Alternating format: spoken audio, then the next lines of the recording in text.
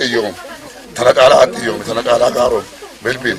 maqaa kenna guddichee muddaadha maqaa kenna guddichee guddaadha itti si jiraadha beela inni quuf hin deeginii madhaan hin deeminii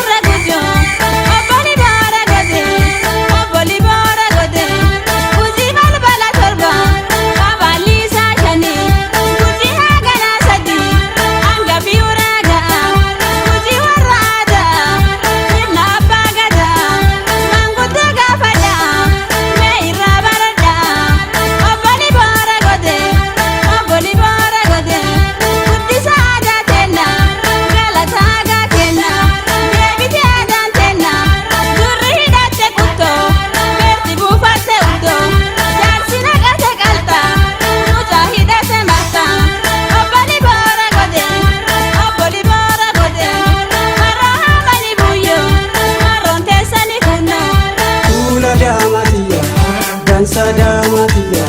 Shakadamatiya, Bareda Lokotiya, Meritu da ke gale, Gati sake saole, Meti nagaya nale, Fayisa ole danke, Meti nagaya dagge, Nagaya ate afe, Fayisa lo wanilu, Enu simplitati, Waki fayasi kenu, Kula damatiya, Dansa damatiya, Jalike anagaya, ana jalatta meya, ana bullo unta, ana irunta inta, bullu ko jala bulta, ingirente agame, simbirana chakasi, marro amani buyo, marro te sani kuno.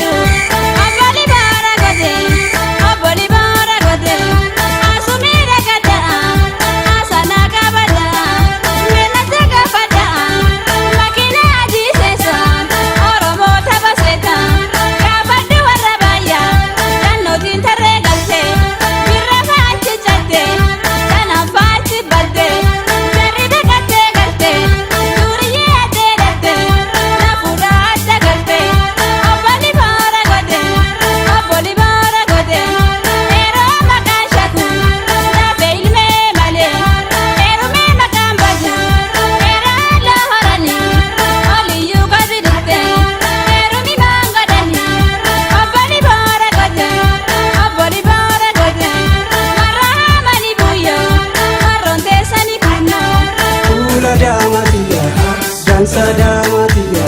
Shakadamatiya, Bareda Lokotiya, Simbire odanyati, Wotiye wolfakati, Gorera jabinote, Gorema anagote, Sidu fajenandite, Gorino anandite, Sidu tubiyenjite, Ulfata enge kabe, Sidu imnarabe, Ula damatiya, Dansa damatiya, Ula intol tuarre,